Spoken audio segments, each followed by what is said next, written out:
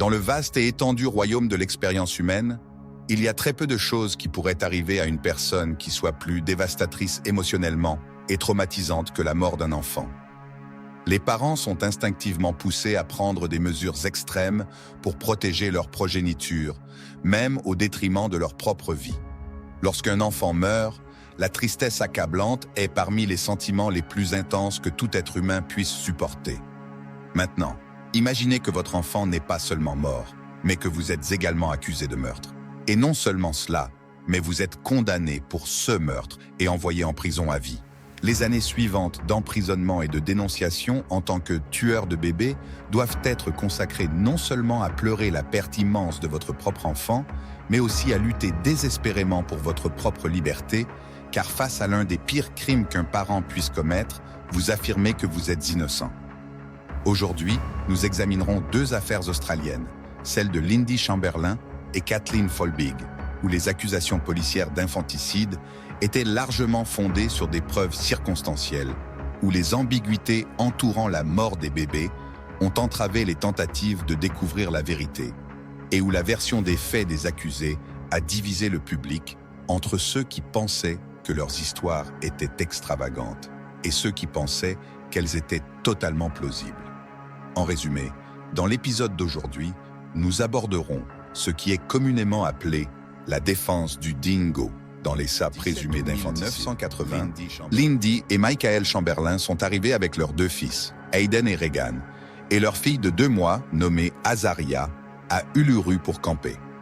Michael Chamberlain était un pasteur adventiste du 7e jour, et Lindy jouait le rôle d'une charmante et obéissante épouse de pasteur. Uluru était un rocher de grès formé il y a environ 540 millions d'années, pendant la période cambrienne, lorsque nos ancêtres directs étaient des poissons sans mâchoire. Uluru s'élève de manière spectaculaire à 363 mètres au-dessus du sol, dans un paysage aride, plat et érodé par le vent, à l'intérieur de l'Australie. En 1980, cette structure naturelle de 9 km de large était plus communément connue sous le nom de La Roche, un nom donné par un explorateur en l'honneur d'un obscur bureaucrate du 19e siècle. Uluru est un nom provenant du dialecte local aborigène Pitjantjatjara. Uluru, en tant que mot, n'a pas de signification particulière. En revanche, Alura est le nom d'un clan local qui revendique la propriété de la roche. Uluru est un site spirituel pour les clans locaux depuis aussi longtemps qu'ils existent en tant que culture et qu'ils vivent dans cette région. Les êtres humains ont traversé pour la première fois l'immense désert vers Uluru il y a 10 000 ou 20 000 ans, et la culture actuelle s'est formée à un moment donné entre il y a 300 et 1000 ans. Plus récemment, Uluru est devenu un sujet social pour tous les politiciens de Canberra qui aiment prétendre qu'ils connaissent chaque détail de l'histoire aborigène. Comme c'est ce qu'on fait à Uluru, le pasteur adventiste et son épouse ont campé là avec des dizaines d'autres touristes. Le fait curieux est que la nouvelle d'une infestation de dingos dans la région s'était répandue. Un dingo est essentiellement un loup domestiqué qui n'a jamais vraiment été transformé en chien domestique. Les humains élèvent des loups pour en faire des chiens depuis presque 20 000 ans. Les dingos sont fonctionnellement les pitbulls du quartier dont on craint qu'ils ne deviennent vicieux à tout moment, sauf dans l'intérieur de l'Australie et sans les environ 4000 ans de reproduction sélective par les humains. Ils sont mignons, mais ils ont un tempérament fort à l'état sauvage. Ce sont des chasseurs impitoyables et, si vous pensez que les dingos sont méchants, attendez d'entendre parler des drop bears, qui sont une sous-espèce carnivore de koalas habitant les montagnes bleues et qui tombent des arbres lorsqu'ils attaquent leur proie. Pendant près d'1 siècle, les dingos de la région ont été chassés par des hommes appelés chasseurs de chiens, pour éviter que leur population ne devienne dangereuse pour les colons locaux.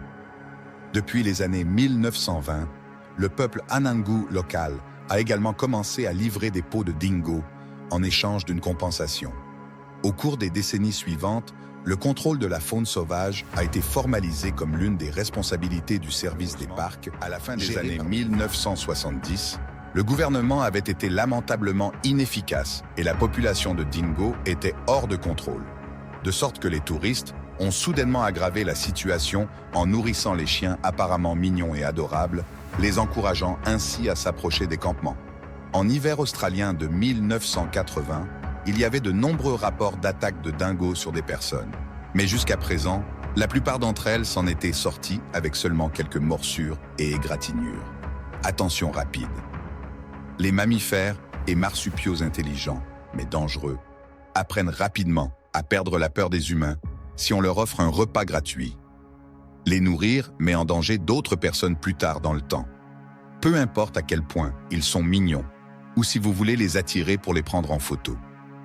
Si vous visitez l'Outback, ne nourrissez pas les dingos. Si vous visitez les Montagnes Bleues, ne nourrissez pas les drop bears. Et si vous visitez Melbourne, nourrissez-les tous. Ce tas de hippies semble ne pas avoir eu de repas décent depuis avant de se faire percer le mamelon pour la première fois à l'âge de 5 ans. Mais ce n'est qu'une blague typique australienne entre villes appropriées pour cet épisode pour donner un avant-goût de la couleur australienne. Et avec une petite blague australienne, la nuit du 17 août 1980 aurait probablement commencé lorsque les campeurs locaux ont allumé leur barbecue et ont cuisiné des steaks, pas des crevettes, ce que les Australiens ne font généralement pas au barbecue, et ont apprécié la bière. Michael et Lindy Chamberlain ont bavardé un peu avec leurs amis pendant qu'ils préparaient le dîner. Comme nous étions en août et en hiver dans l'hémisphère sud, il faisait déjà nuit. Pendant que le dîner se préparait, Lindy a décidé qu'il était temps de coucher sa fille de 2 mois pour la nuit dans la tente des Chamberlain à proximité. Quelques minutes plus tard, Lindy Chamberlain est revenue auprès du groupe et a donné à l'un de ses fils une boîte de haricots cuits du coffre de la voiture. Peu de temps après, Lindy s'est levée de nouveau en disant qu'elle avait entendu un bruit dans la tente. Elle s'y est dirigée pour vérifier et, selon elle, a vu un dingo debout à l'extérieur de la tente, qu'elle a chassé et qui a rapidement disparu dans l'obscurité. Un moment plus tard, les cris de Lindy ont retenti dans l'air nocturne. Azaria, le bébé de 2 mois, n'était plus là. Les festivités locales australiennes se sont arrêtées brusquement. Lindy a immédiatement affirmé qu'un dingo avait emporté le bébé dans la nuit hors du camp. Il n'y avait pas d'éclairage artificiel, et au-delà du petit groupe de personnes, il n'y avait que des kilomètres et des kilomètres de mer et d'obscurité absolue.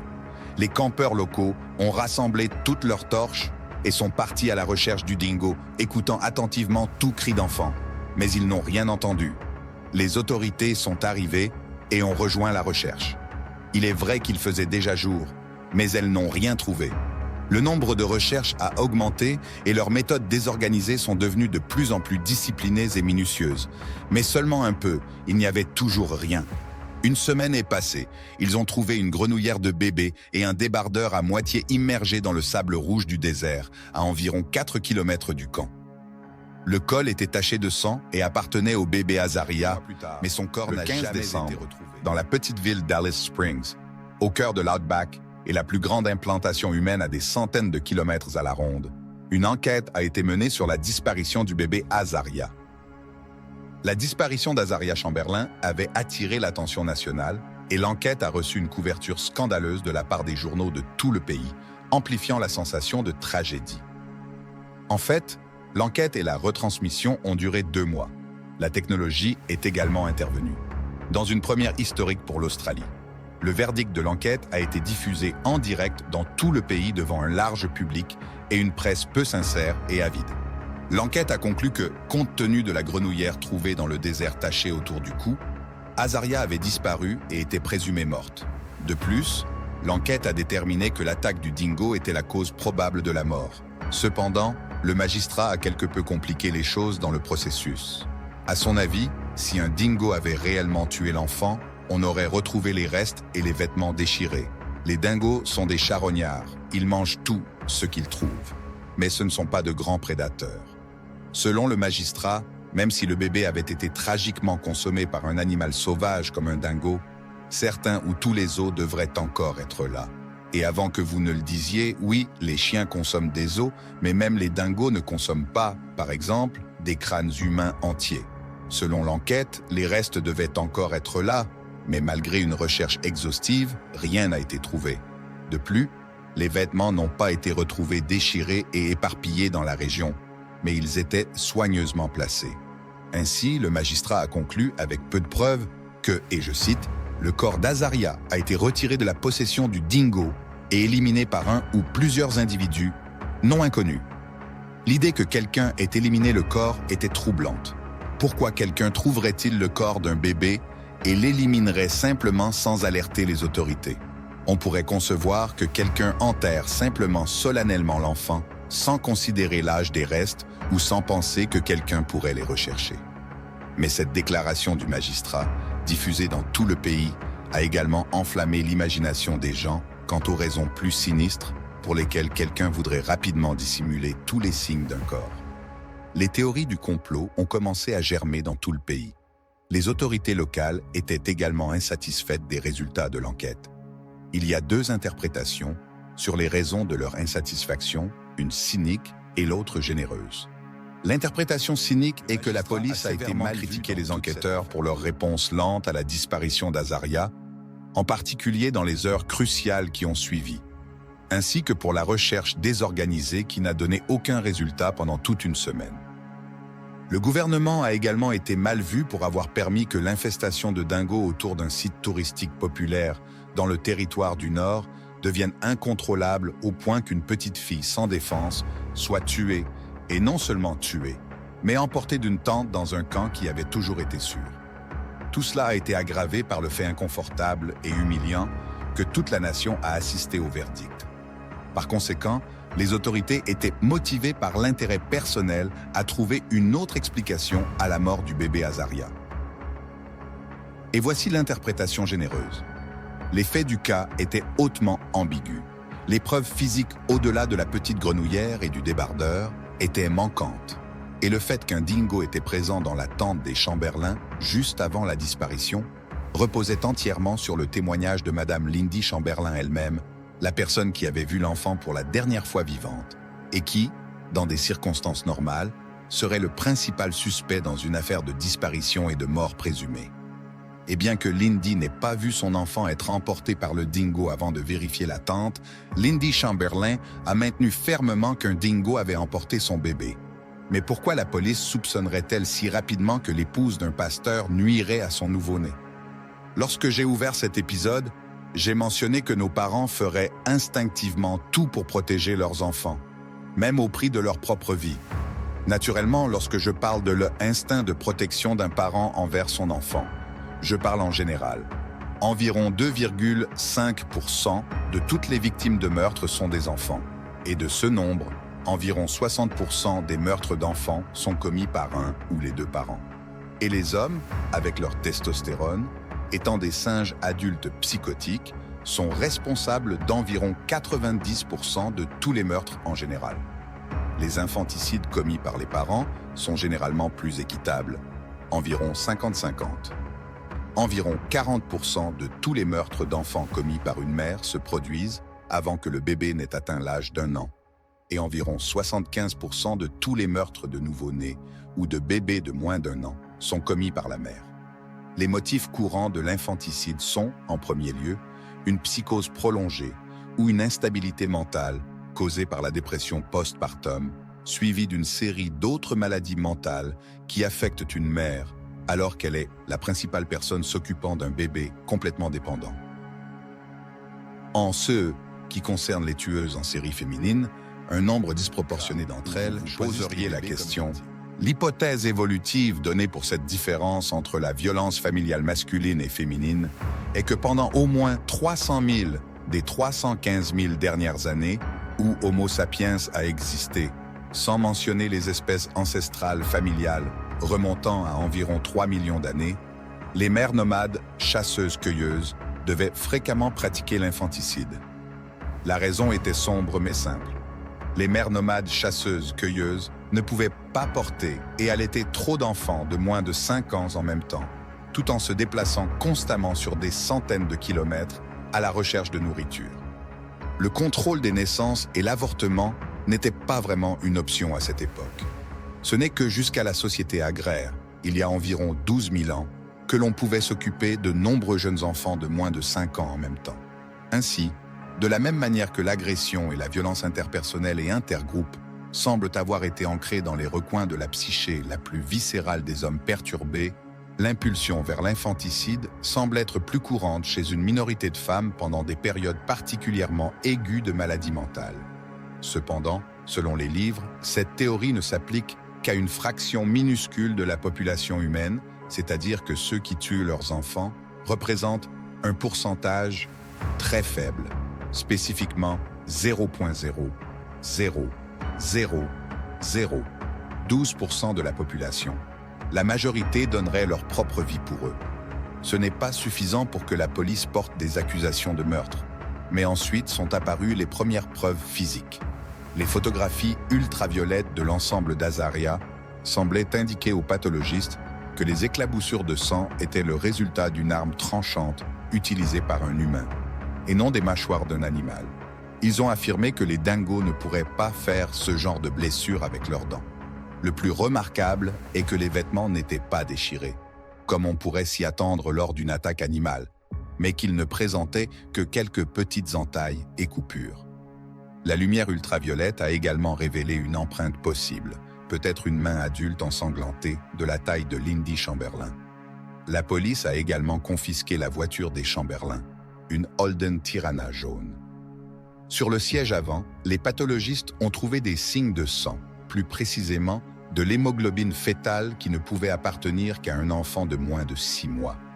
Quant à la nuit du 17 août 1980, la police prétend que Lindy Chamberlain n'a pas placé sa fille de 2 mois dans la tente, mais l'a emmenée sur le siège avant de la Holden jaune, où elle lui aurait tranché la gorge avec des ciseaux. Sur le tranchant des ciseaux, des traces d'hémoglobine fœtale ont été trouvées.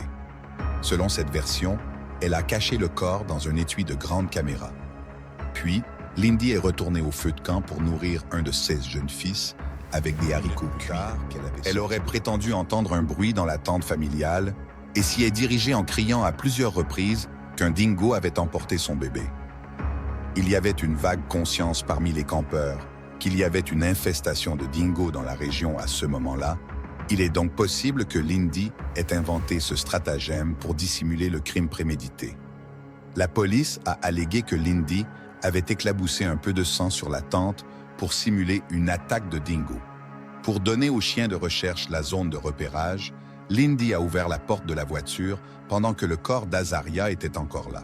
Puis, au milieu de la nuit, lorsque les quelques personnes qui avaient initialement rejoint la recherche se sont dispersées dans des kilomètres d'obscurité et de désert, selon la police, Lindy a sorti le corps de l'enfant de l'étui de la caméra et l'a enterré dans une zone non repérée de la lande. Les vêtements ont été retrouvés une semaine plus tard, soigneusement placés. Des mois plus tard, lorsque l'on a ordonné aux Chamberlain de remettre l'étui de la caméra à la police, ils ont affirmé que Michael avait initialement donné le mauvais, tout en nettoyant soigneusement l'étui de caméra correct avant de le remettre. Une deuxième enquête a eu lieu en septembre 1981, 7 mois après la conclusion de la première. Cette fois, Lady Chamberlain a été accusée du meurtre d'Azaria et Michael Chamberlain a été accusé de complicité après les faits pour avoir pris connaissance de ce qui s'était passé et aidé à dissimuler le crime présumé de son épouse. Lorsque l'affaire a été jugée en 1982, tous les témoins présents dans le camp cette nuit-là ont maintenu la version des faits de Lindy. Beaucoup d'entre eux ont rapporté avoir entendu ou vu des dingos dans la région. Une infirmière nommée Sally, qui était présente la nuit en question, a même affirmé avoir entendu un bébé pleurer fortement après que Lindy Chamberlain soit revenue de la tente pour nourrir son fils. Selon la théorie de la police, à ce moment-là, l'enfant serait déjà décédé. Cependant, le témoignage d'un témoin sur le moment précis où il se souvenait d'un bruit n'a pas été décisif en tant que preuve disculpatoire. Les témoins, ou dans ce cas, les auditeurs, sont généralement notoirement peu fiables. L'accusation a soutenu que Sally avait été instruite par les Chamberlain pour croire qu'elle avait entendu un enfant pleurer après que Lindy soit revenue au feu de camp. Mais la défense s'est renforcée. L'équipe juridique de Lindy et Michael a souligné que les signes d'hémoglobine fœtale trouvés dans la voiture des Chamberlain pourraient ne pas provenir de sang, mais de salive ou de morve, qui apparaîtraient également dans le test d'hémoglobine. Quiconque a passé 5 secondes en présence d'un bébé sait à quel point ces substances peuvent être courantes et comment les experts de la défense ont remis en question l'idée que les éclaboussures de sang indiquaient que la gorge d'Azaria avait été tranchée avec des ciseaux. Et un enquêteur sur les dingos a été appelé à témoigner que les dents d'un dingo pourraient également causer une telle blessure. Un petit nombre de poils canins ont également été trouvés dans la tente et sur la grenouillère d'Azaria.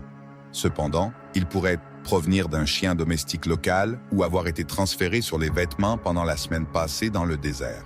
De plus, l'expert en dingo a affirmé que le dingo était tout à fait capable de retirer un bébé de 16 vêtements sans les endommager. Il a cité l'exemple d'une femelle dingo en captivité qui a ouvert un paquet de viande sans endommager le papier d'emballage. Cependant, cette dernière affirmation anecdotique n'a pas semblé peser lourd avec le jury. La défense s'est concentrée sur l'affirmation que Wallace Goodwin, membre de l'équipe de recherche qui a initialement trouvé les vêtements, avait trouvé la grenouillère et la chemise ensemble plutôt que la chemise étant rentrée à l'intérieur de la grenouillère. L'agent Frank Morris a contesté cette version des faits, affirmant que la chemise était rentrée à l'intérieur et que seuls les 4 boutons supérieurs de la grenouillère étaient défaits. Après avoir brièvement soulevé les vêtements pour vérifier s'il y avait des restes humains à l'intérieur, Morris affirme avoir replacé les vêtements sur le sol exactement où il les avait trouvés pour qu'ils puissent être photographiés. On a découvert que la chemise était à l'envers à l'intérieur de la grenouillère. Lindy Chamberlain a insisté sur le fait qu'elle n'avait jamais mis la chemise à l'envers. Elle avait toujours pris grand soin de ne pas le faire. Elle a soutenu que ce n'était pas possible, à moins que la police ait manipulé les preuves. Cependant, aux yeux du jury, cela restait une simple affirmation disculpatoire de la part de l'accusé dans un procès pour meurtre sans preuve pour la corroborer.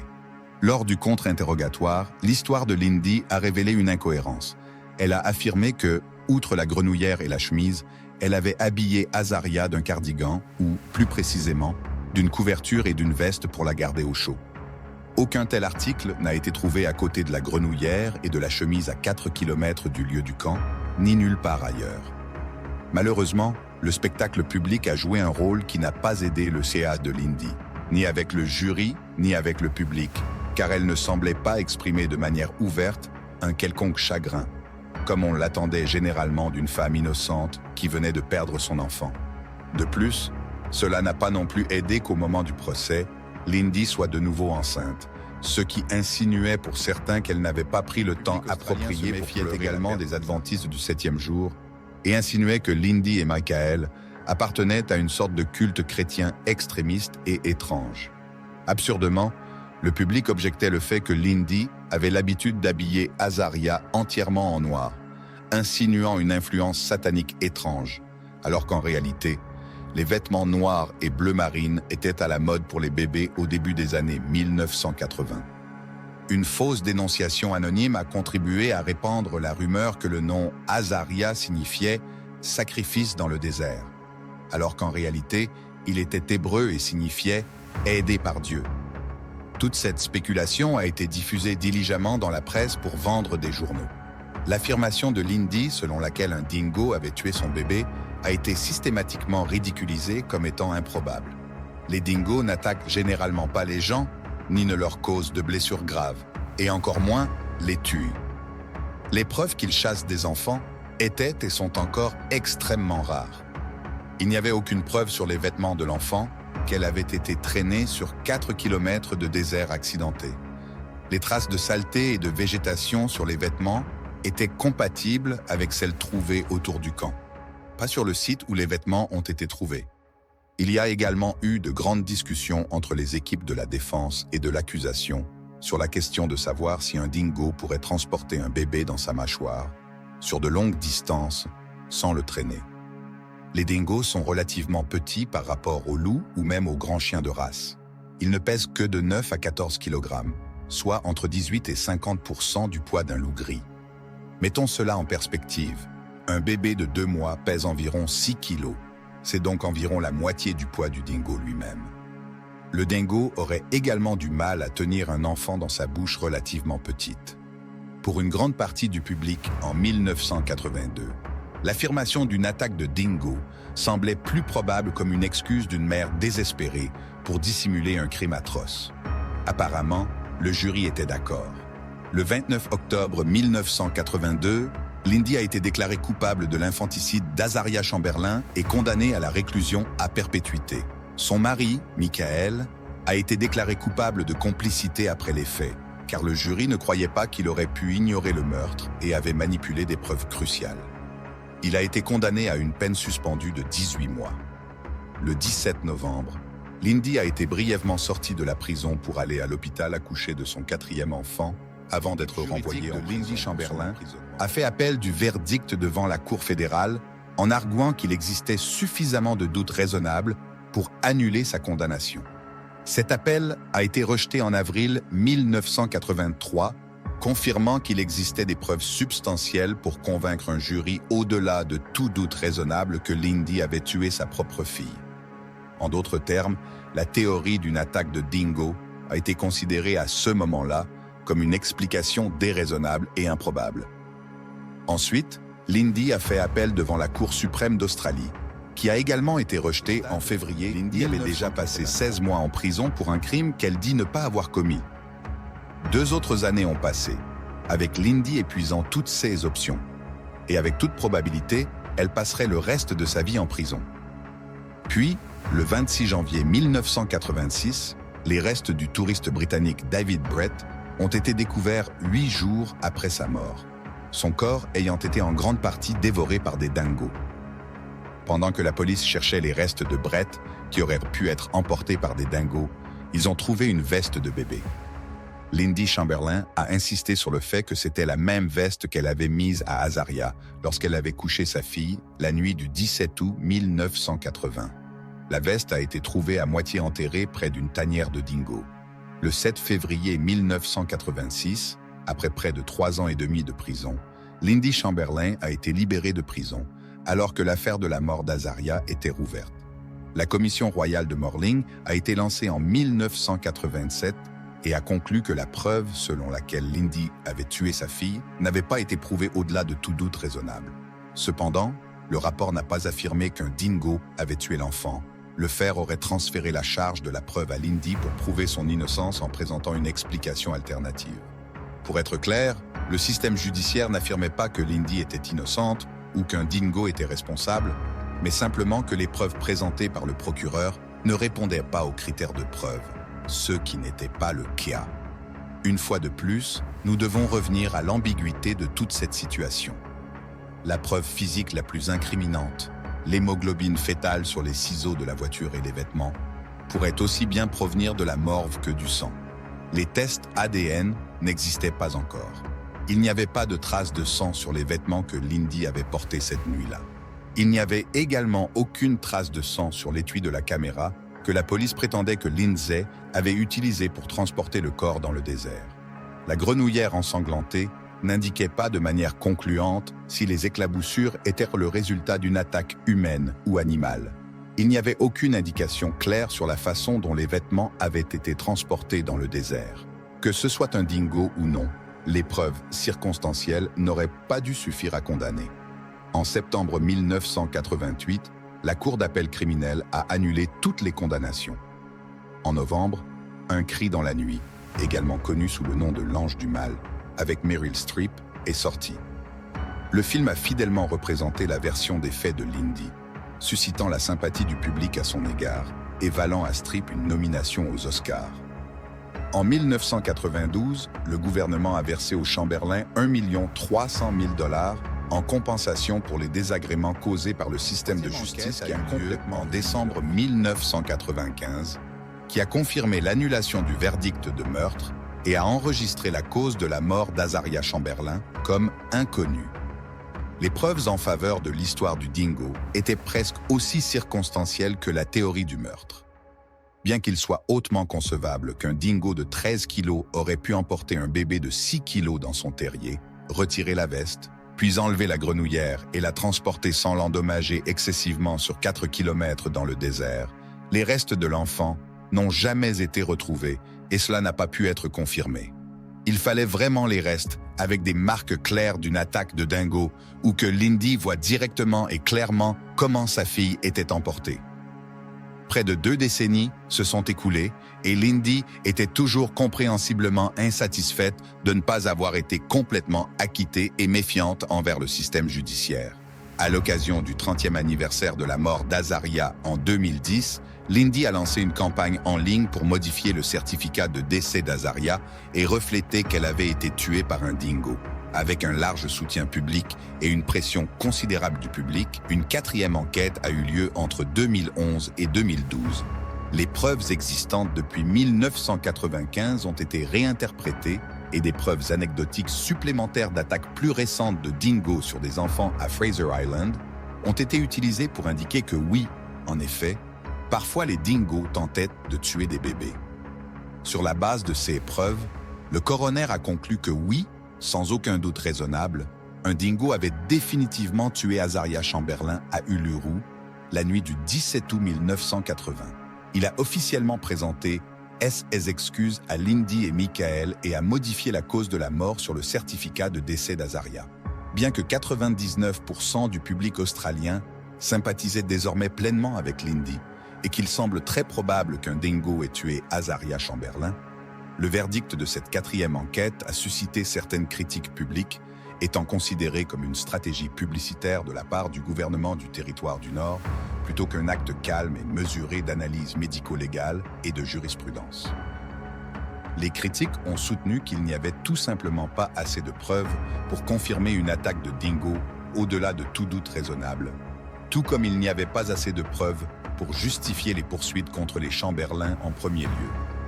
En répétant la même erreur 2 fois, le système judiciaire australien a potentiellement diminué plutôt que réparé la confiance du public dans ces processus. Mis à part les questions de précédents juridiques et de procédure, je suis plutôt content que Lindy, qui a été condamnée pour un crime alors qu'il y avait trop de doutes raisonnables, ait été libérée. Elle n'a pas dû passer toute sa vie en prison pour un crime qu'elle n'a presque certainement pas commis, pleurant la perte de sa fille. Je ne peux guère penser à une situation plus terrible.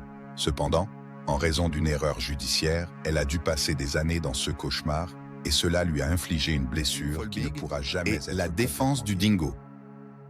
La défense du dingo est une explication plausible mais non vérifiée de la façon dont un bébé est mort, qui est présentée comme une alternative au meurtre. Cette explication n'a pas besoin d'être la plus probable, elle peut même être considérée comme extravagante avec une faible probabilité de se produire, mais elle doit au moins être plausible. La défense du dingo dans les CA d'infanticide n'a de pouvoir que dans les situations où la condamnation pour infanticide est fondée sur des preuves circonstancielles et où il existe une possibilité de doute raisonnable. Et de nombreux cas d'infanticide sont ambigus en raison de la facilité avec laquelle il est possible de tuer un bébé sans laisser beaucoup de traces de l'acte criminel. L'explication alternative n'a pas besoin d'être prouvée, mais elle doit seulement avoir suffisamment de preuves pour générer un doute raisonnable dans une affaire. Nous devons maintenant examiner une autre affaire australienne d'infanticide, où l'un des dingos les plus spectaculaires et improbables a été présenté par nul autre que des lauréats du prix Nobel pour générer un plus grand doute raisonnable dans une affaire qui était auparavant considérée comme close. Kathleen Folbig est née le 14 juin 1967. Son père, Thomas Britton, était un ouvrier du bâtiment et sa mère, Kathleen Donovan. Un rapport psychologique de 2019 a suggéré que Kathleen avait probablement été abusée sexuellement par son père pendant son enfance. 1 an et demi plus tard, la nuit du 1 an et demi plus tard, la nuit du 18 janvier 1969, Britton a assassiné Donovan en la poignardant 24 fois. Un rapport suggère que la raison était que Britton était furieux de la grave négligence de son partenaire envers leur fille. Le père a été arrêté la même nuit et a purgé 15 ans de prison pour meurtre avant d'être expulsé vers l'Angleterre. Kathleen a été brièvement placée en famille d'accueil pendant 1 an lorsqu'elle était encore très jeune. En 1970, elle a été transférée dans un orphelinat appelé Bideria Children's Home. 2 mois plus tard, elle a été placée dans une famille d'accueil permanente où elle est restée jusqu'à qu'elle devienne une jeune adulte. Il n'y a aucune preuve ni accusation sérieuse que Kathleen ait été abusée pendant son temps en tant qu'orpheline, mais cela ne peut pas être vérifié. D'un autre côté, les parents adoptifs ont rapporté qu'entre l'âge de 2 et 3 ans, Kathleen faisait de graves crises de colère, d'agression et de pleurs, et avait des difficultés dans son développement intellectuel. En grandissant, elle est devenue très isolée et renfermée. Il est rapporté qu'elle essayait de dominer ses frères et sœurs, qu'elle mentait fréquemment et qu'elle avait développé ce qu'un rapport de bien-être de l'enfance appelait des comportements sexualisés problématiques dès son plus jeune âge. Tout cela indique un traumatisme passé ayant causé des dommages psychologiques. Avec sa mère adoptive, Kathleen a quitté le lycée et a déménagé. Elle a occupé une série d'emplois non qualifiés. À 18 ans, Kathleen a rencontré Craig Folbig, âgé de 23 ans, dans un club à Newcastle, en Nouvelle-Galles du Sud. Ils se sont mariés 2 ans plus tard, en 1987. Le premier enfant de Kathleen et Craig Folbig, Caleb, est né le 1er février 1989. Le bébé respirait bruyamment et on lui a diagnostiqué un léger CA de laryngomalacie, où le cartilage mou du larynx supérieur s'effondre pendant l'inhalation. Le médecin a dit que Caleb surmonterait cela en grandissant. 19 jours plus tard, Caleb a été mis au lit dans une pièce adjacente à celle que Kathleen Folbig partageait avec Craig. Caleb a cessé de respirer entre minuit et 2 heures du matin, après quoi Kathleen Folbig a noté dans son journal qu'il s'était enfin endormi avant de retourner au lit elle-même. Caleb a été retrouvé mort par sa mère quelques heures plus tard. La mort de Caleb a été officiellement attribuée au syndrome de mort subite du nourrisson, SMSN, avec des commentaires sur des complications dues à la laryngomalacie. En résumé, l'affection légère de Caleb aurait provoqué une suffocation dans son berceau. Quelques mois plus tard, Kathleen Folbig est tombée de nouveau enceinte. Un deuxième enfant, Patrick, est né le 3 juin 1990. Kathleen Folbig a ensuite écrit dans son journal « C'était le jour où Patrick Alan David Folbig est né. Ce jour-là, j'avais des sentiments mitigés. Si j'allais pouvoir faire face en tant que mère ou si j'allais être stressée comme la dernière fois. Je regrette souvent d'avoir eu Caleb et Patrick, simplement parce que ta vie change tellement. Et peut-être que je ne suis pas la personne qui aime le changement, mais on verra. » Patrick a été évalué après sa naissance. Il était parfaitement normal et en bonne santé. Craig a pris un congé paternité informel pour aider à s'occuper de lui. 4 mois plus tard, le 18 octobre 1990, il y a eu un incident à la maison des Folbig. Craig s'est réveillé au son des cris de sa femme. Patrick était inerte et ne respirait plus. Le père a pratiqué une réanimation cardio-pulmonaire sur le nourrisson, qui a été transporté d'urgence à l'hôpital en ambulance. Quoi qu'il se soit passé, Patrick avait maintenant des lésions cérébrales. Il a été diagnostiqué avec une épilepsie et une cécité corticale. Exactement 4 mois plus tard, le 18 février 1991, Craig Folbig était au travail lorsque sa femme l'a appelé et lui a dit « C'est arrivé de nouveau ? Patrick est mort. » Le certificat de décès indiquait qu'il était mort par suffocation due à une obstruction des voies respiratoires provoquée par une crise épileptique causée par une encéphalopathie, un trouble cérébral d'origine inconnue, ou en d'autres termes, des lésions cérébrales dont les médecins n'avaient aucune idée de la manière dont. Le 14 août 1992, Kathy Folbig a donné naissance à un 3e enfant, une fille nommée Sarah. Le 25 août 1993, Sarah a été emmenée chez le médecin parce qu'elle avait une toux persistante et on lui a prescrit un traitement antibiotique. Elle est morte le 29 août, 4 jours plus tard. L'autopsie a révélé que Sarah avait un hématome congestionné et des streptocoques profonds dans les poumons, ceux qui l'empêchaient de respirer. Kathleen Folbig a écrit dans son journal « Sarah nous a quittés à 1 heure du matin. Mais la petite fille n'a été retrouvée morte que des heures après ce moment. » Plusieurs années se sont écoulées sans que les Folbig n'essaient d'avoir un autre enfant. À la fin de 1996, Kathleen Folbig est tombée de nouveau enceinte. Le 1er janvier 1997, elle a écrit dans son journal « Et maintenant, l'année est passée et une autre année s'annonce. J'ai un bébé en route, ce qui signifie un grand sacrifice personnel pour nous deux. Mais je suis convaincue que tout se passera bien cette fois-ci. Je vais demander de l'aide cette fois-ci et ne pas essayer de tout faire par moi-même.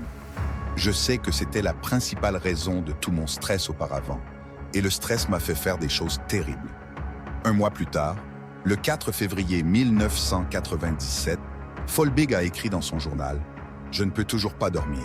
Il semble que je pense seulement à Patrick et Sarah et Caleb. Cela me fait sérieusement me demander si je suis stupide ou si je fais bien d'avoir ce bébé. La culpabilité de me sentir responsable d'eux me hante. La peur que cela se reproduise me hante. La peur que Craig et moi survivions si cela se produit me hante également. Laura Folbig est née le 7 août 1997.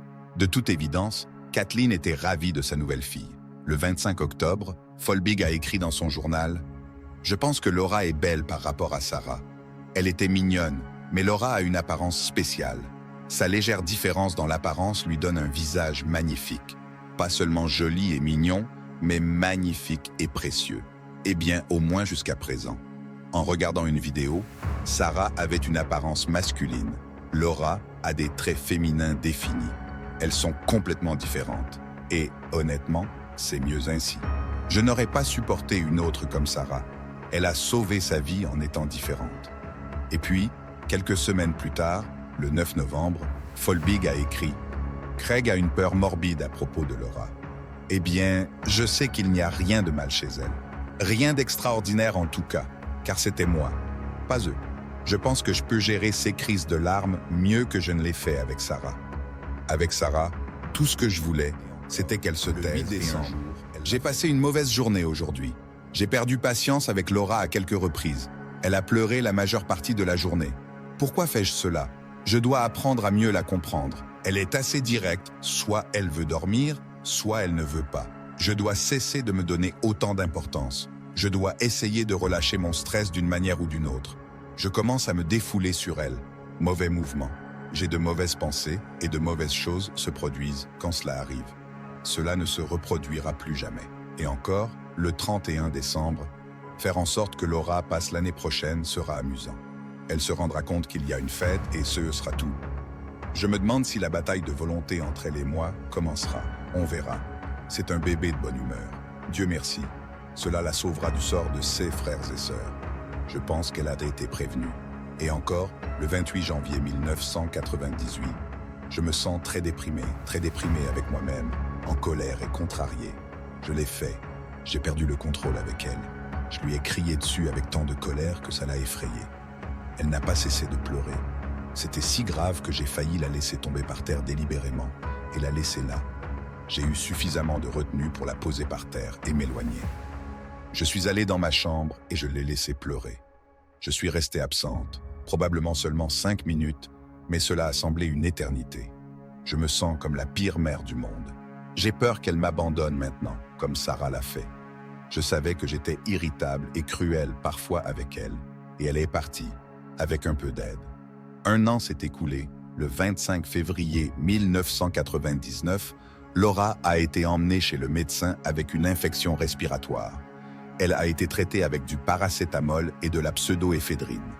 23 heures avant sa mort, Laura, âgée de 18 mois, a été filmée par son père en train de nager et de rire dans la piscine du jardin. C'était l'été en Australie. Elle semblait parfaitement en bonne santé. Elle ne montrait aucun des symptômes de la myocardite et de l'inflammation des muscles cardiaques qui l'auraient supposément tuée. Kathleen n'était pas avec sa fille lors de l'enregistrement de la vidéo. Elle gardait ses distances et ne voulait rien avoir à faire avec Laura après avoir perdu patience la veille et lui avoir donné une fessée. Le lendemain, alors que Craig Folbig était au travail, Kathleen a passé un appel au service d'ambulance au numéro d'urgence disant « Mon bébé ne respire pas, j'en ai déjà perdu 3. » Le 27 février 1999, Laura Folbig est morte. Peu de temps après, Craig Folbig a trouvé le journal de sa femme et a appelé la police. Craig Folbig a dit qu'au fil des années, il lui était parfois venu à l'esprit que sa femme Kathleen pourrait avoir quelque chose à voir avec la mort de leurs 4 enfants. Son angoisse aiguë immédiatement après chaque décès était intense. Elle restait près du berceau en criant, mais après que chaque enfant ait été déclaré mort à l'hôpital, la réaction de sa femme devenait relativement distante et indifférente. Elle emballait immédiatement toutes leurs affaires, retirait les photos des cadres et de la cheminée. Cathy ne mentionnait jamais leur nom à Craig à nouveau. Chaque fois que les tragédies étaient abordées dans les conversations, Kathleen se lançait dans ce que Craig appelait sa routine du petit oiseau cassé. Craig a découvert le journal de Kathleen et l'a remis à la police. Plusieurs déclarations, comme celle citée plus haut, ont soulevé des soupçons d'actes criminels. Une enquête pour meurtre a été ouverte et Kathleen a été interrogée. Plusieurs dispositifs d'écoute ont également été installés dans la maison des Folbig.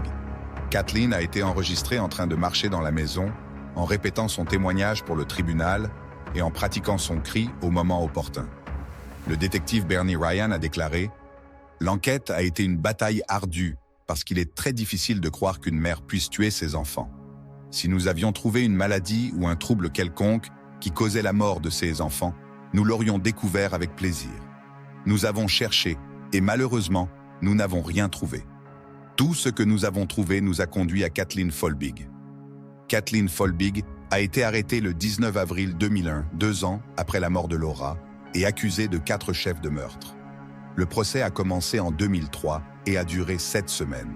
L'accusation a affirmé qu'elle avait tué ses enfants en les étouffant pendant des périodes de frustration. Il n'y avait aucune preuve physique d'étouffement intentionnel, car les signes d'étouffement sont extrêmement difficiles à discerner. Les bébés ne nécessitent pas une grande pression et n'ont pas la force de s'éloigner du danger.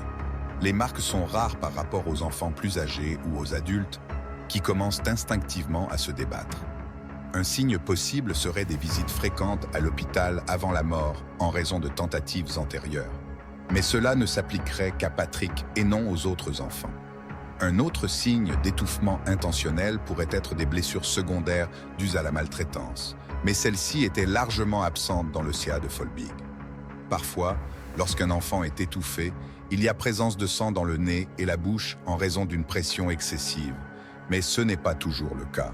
L'étouffement intentionnel se produit le plus souvent pendant la journée ou l'après-midi, tandis que la plupart des CA de mort subite du nourrisson, MSN, se produisent pendant la nuit. En fait, 2 des 4 décès principaux sont survenus pendant la journée. Enfin, une maladie naturelle peut montrer des symptômes dans les heures précédant la mort, tandis que les victimes d'étouffement intentionnel sont considérées comme parfaitement en bonne santé jusqu'au moment où elles décèdent. Aucun de ces éléments, pour être clair, absolument aucun d'entre eux, n'est une indication concluante d'étouffement intentionnel. En général, c'est un crime fantôme de mort subite du nourrisson est ce qu'on appelle un diagnostic d'exclusion.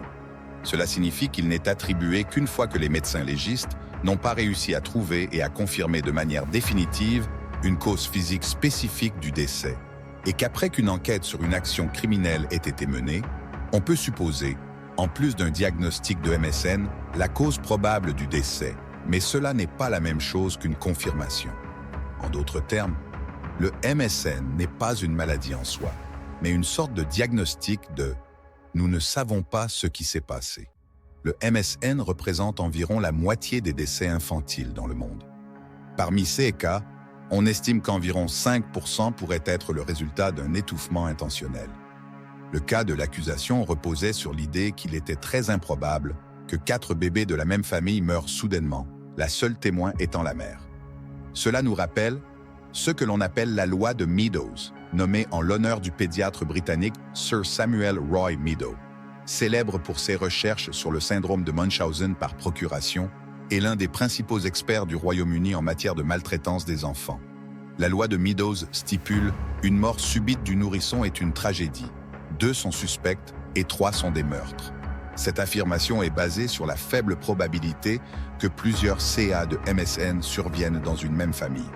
Le CA au Royaume-Uni de Sally Clark, où en 1999, elle a été accusée d'avoir tué ses 2 enfants, Meadows a été témoin expert, et il a pris la probabilité qu'un enfant décède dans un foyer aisé et non-fumeur, soit de 8500 contre 1, et l'a multiplié pour montrer les chances que 2 décès de ce type se produisent, soit de 73 millions contre 1.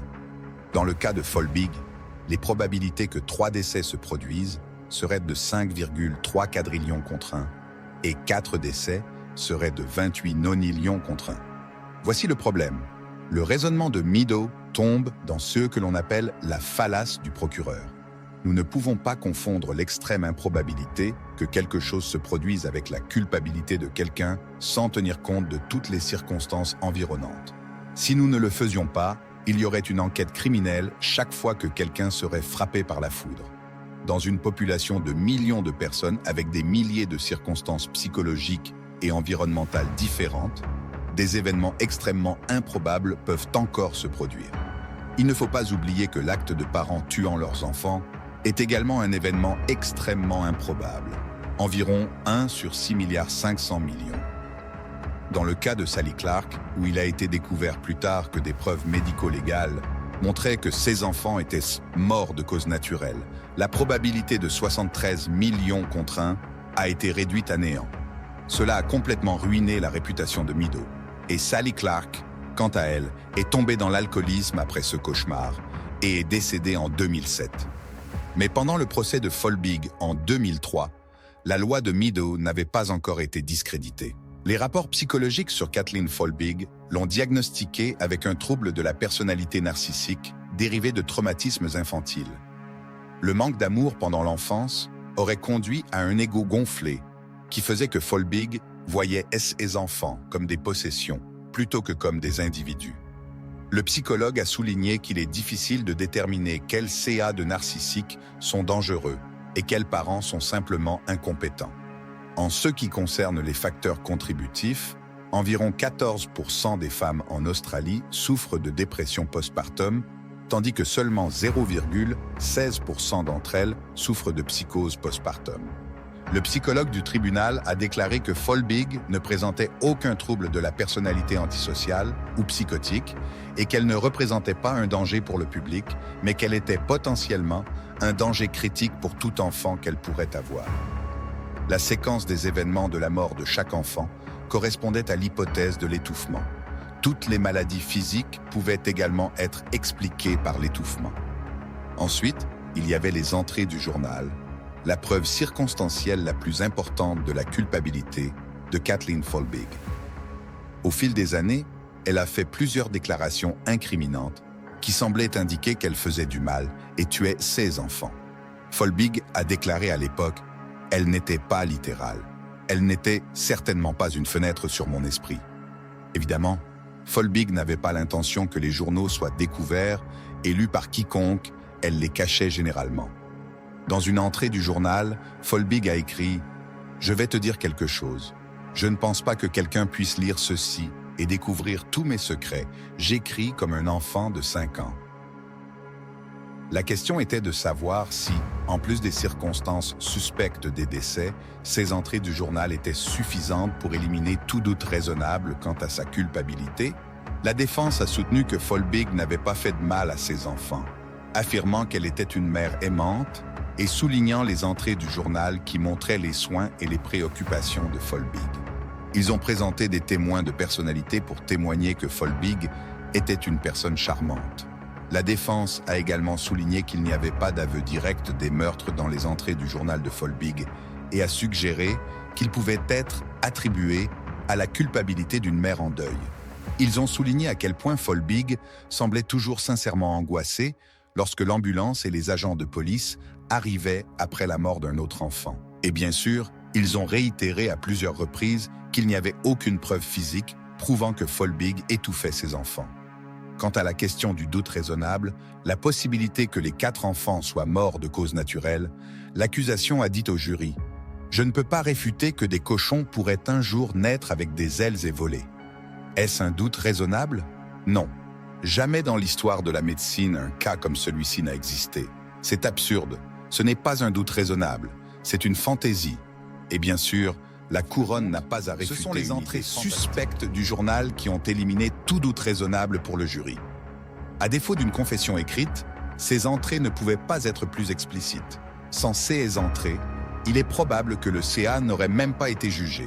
Le 21 mai 2003, Folbig a été reconnu coupable de 3 chefs de meurtre, un chef d'homicide involontaire et un chef de coups et blessures graves avec malice.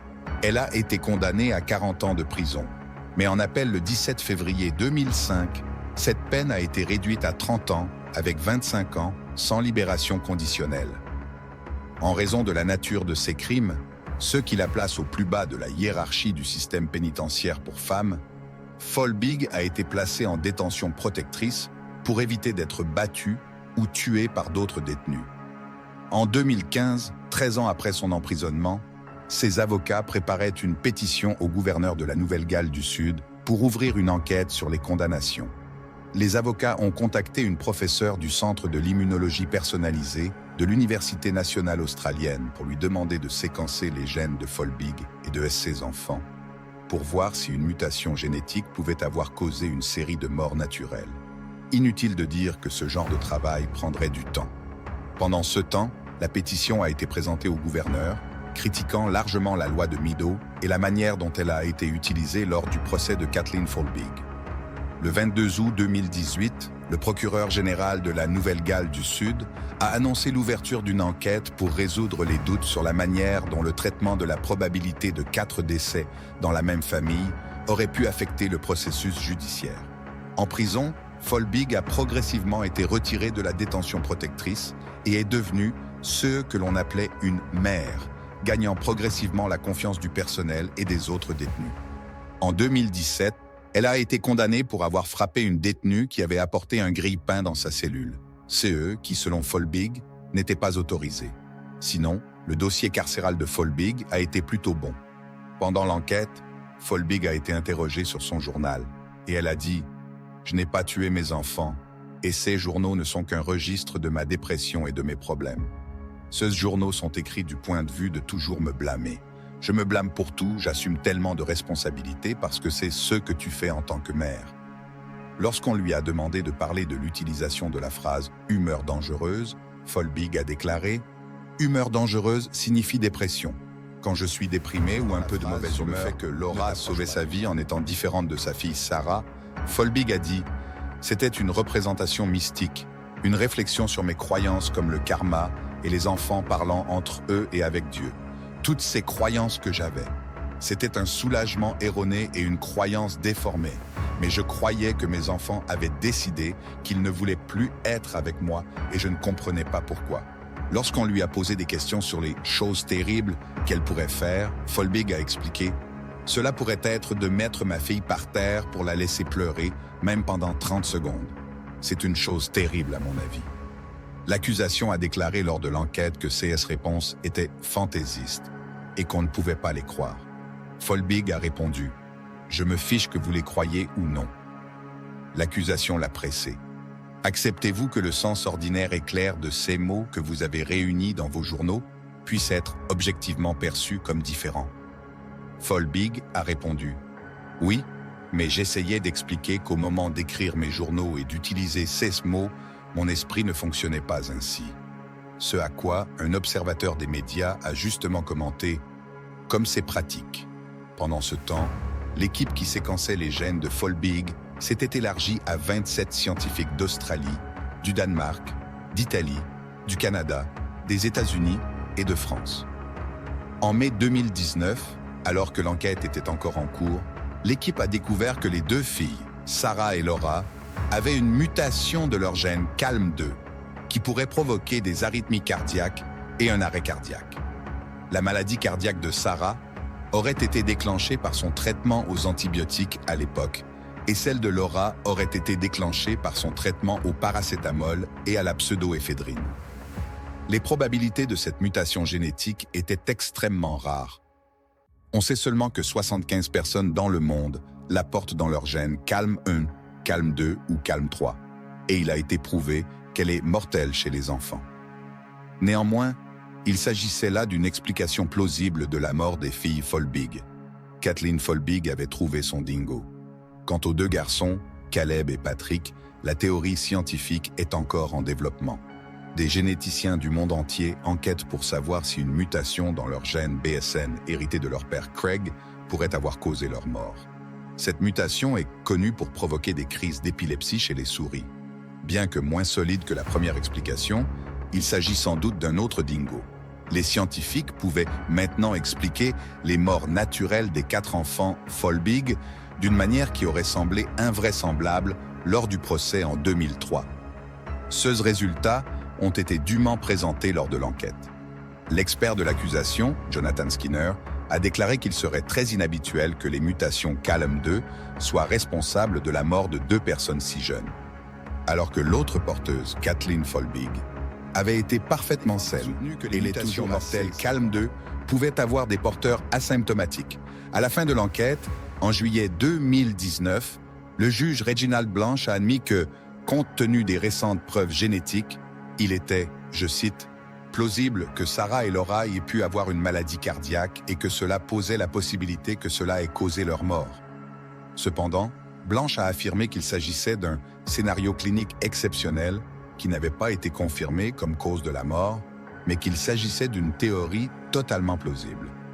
Selon le juge, ce qui était écrit dans les journaux et ce que l'on considérait comme des mensonges et des évasions de Folbig lors de son interrogatoire sur CES Entrée n'éliminait pas la culpabilité de Folbig pour le meurtre de ses enfants au-delà de tout doute raisonnable. La condamnation a été confirmée et Folbig est resté en prison. En octobre 2019, l'équipe juridique de Folbig a demandé un autre examen en alléguant un biais dans l'enquête. Le juge Blanche a été publiquement accusé de misogynie et d'avoir ignoré les preuves scientifiques. L'équipe juridique de Folbig a commencé le processus de dépôt d'une autre demande devant la Cour d'appel de la Nouvelle-Galles du Sud contre ces condamnations. Ils ont soutenu que les nouvelles preuves génétiques généraient suffisamment de doutes raisonnables pour les annuler. Les résultats de l'enquête génétique ont été publiés en novembre 2020 dans une revue académique de premier plan. Pendant ce temps, le jour du Nouvel An 2021, après que Kathleen Folbig ait été transférée dans une nouvelle prison, elle a été battue par une codétenue et a souffert d'un œil au beurre noir et de plusieurs contusions en raison de sa réputation de tueuse de bébés. Sur l'incident, Folbig a déclaré « Il m'a fallu plus de 16 ans pour obtenir un certain respect de la part du personnel et des détenus dans ma dernière prison, et leur montrer que je ne suis pas comme on le dit dans les rapports, si on apprend à me connaître. Ici, je n'ai même pas cette opportunité, très triste. » Le 4 mars 2021, 90 éminents scientifiques et professionnels de la santé australiens ont signé une pétition adressée au gouverneur de la Nouvelle-Galles du Sud, lui demandant de gracier Folbig. Ils ont souligné qu'il existait désormais des explications médicales et scientifiques pour la mort des enfants de Folbig. La pétition disait « Le SIA de Mlle Folbig établit également un précédent dangereux, car cela signifie que des preuves médicales et scientifiques solides peuvent simplement être ignorées en faveur d'interprétations subjectives de preuves circonstancielles. » Les faiblesses des arguments de la pétition étaient les suivantes, par ordre croissant de gravité. 1. Les académiciens ont accordé trop de poids à leurs qualifications et publications en tant qu'argument en soi. 2. La recherche sur la mutation BSN, bien qu'une théorie expliquant la mort des deux garçons, est plus fragile et la recherche est encore en cours. 3. Et le pire de tout, la pétition utilise à plusieurs reprises la phrase « Il n'y avait pas de preuves physiques d'étouffement lors de l'autopsie ». En tant que professionnel de la santé, il savait presque sûrement que les preuves d'étouffement intentionnel chez les bébés sont difficiles à discerner par une autopsie standard. Si ce n'est Nouvelle-Galles du Sud a rejeté la motion de Folbig le 24 mars 2021. Le professeur Peter Schwartz, chercheur mondialement reconnu en génétique cardiaque, a déclaré « Chaque fois que quelqu'un meurt sans explication évidente et qu'une autopsie moléculaire identifie une mutation connue pour provoquer une mort subite, cela suffit pour diagnostiquer cette maladie particulière. Je n'ai aucune idée si Kathy Folbig est innocente ou coupable, mais je pense qu'elle a été condamnée sur la base de preuves incomplètes et d'opinions incorrectes. Un système judiciaire juste reconnaîtrait cela, réexaminerait le CA sur la base des nouvelles preuves, et il est tout à fait possible que la Cour confirme la sentence originale, mais sans ignorer les nouveaux faits. Cela touche au cœur du problème. L'enquête génétique a fourni à Kathleen Folbig une explication plausible pour la mort de ses 4 enfants en défense du dingo. Peu importe réellement à quel point cette explication est probable ou si elle peut être confirmée comme étant survenue. La question est de savoir si cela crée un doute raisonnable suffisant pour annuler les condamnations de Folbig. De 1986 à 2011, la version des dingos qui a exonéré Lindy Chamberlain n'a été confirmée par aucun médecin légiste ou enquête, ce qui l'a maintenu hors de prison après la commission Morling en 1988, c'était l'idée que même sans l'histoire des dingos, il y avait suffisamment de doutes raisonnables dans l'affaire pour annuler sa condamnation. La question dans le cas de Kathleen Folbig, indépendamment de l'explication génétique, est de savoir si le reste des preuves était suffisant pour condamner au-delà d'un doute raisonnable. Tout se résume vraiment à ces étranges et suspectes entrées dans le journal. Aussi condamnatoires qu'elles soient, je n'ai sincèrement pas d'avis solide sur le fait qu'un jury devrait ou pourrait condamner sur leur base. Et dans cette décision se balance la possibilité d'emprisonner une femme potentiellement innocente ou de libérer une meurtrière de 4 enfants. Ce qui nous rappelle l'argument de William Blackstone selon lequel il vaut mieux laisser 10 coupables s'échapper que de faire souffrir un innocent. Alors je vous laisse avec ce qu'a dit un expert en linguistique qui a été appelé pour l'enquête de 2019 sur les entrées du journal pendant que vous prenez vos propres décisions. À mon avis, elles avaient un sens singulier, clair et condamnatoire, c'est-à-dire qu'elles étaient une confession virtuelle. Et le problème frustrant pour moi, c'était que je ne pouvais pas en être sûr. Et je ne comprends pas pourquoi d'autres personnes sont si sûres. Même si quelqu'un confesse par écrit, en tant qu'officier de police, procureur ou avocat de quelque nature que ce soit, vous voudriez toujours le prouver. Est-ce qu'ils inventent ces choses? Je ne dis pas que l'écriture coupable est impossible, et je ne dis pas qu'elle est totalement illogique. Ce que je dis, c'est qu'il ne me semble pas sûr de présumer qu'il n'y a qu'un seul sens et que ce sens est cohérent avec la mort de 4 enfants. Et avant de me dire au revoir, je dois vous faire une confession. Il n'existe pas de drop bears que j'ai mentionné au début de l'épisode. C'est une blague classique que les Australiens font aux touristes en profitant de leur peur de la faune australienne. Si un Australien est parmi notre audience, je suis sûr qu'il aurait été déçu si je n'avais pas essayé.